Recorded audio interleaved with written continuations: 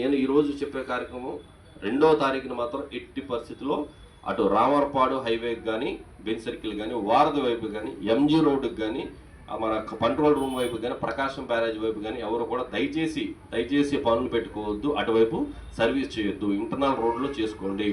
Internal రోడ్లలో కూడా కొన్ని వెహికల్స్ వస్తాయి, అక్కడ కూడా పార్కింగ్ రోడ్ల మీద ఎక్కడ పడితే అక్కడ ఆపకుండా దయచేసి పక్కకి జరుపుకొని ట్రాఫిక్ ఇబ్బంది లేని ప్లేస్లోకి వెళ్ళి కొద్దిగా ముందుకెళ్ళి ఆపుకుని టికెట్ మీరు ఎక్కించుకోండి. అంతే తప్ప ఎక్కడ పడితే అక్కడ దయచేసి ఆపొద్దు. ఈ మెసేజ్ని మీరు మీ ఫ్రెండ్స్ అందరికి కూడా చెప్పండి, మీ గ్రూప్స్లో చెప్పండి.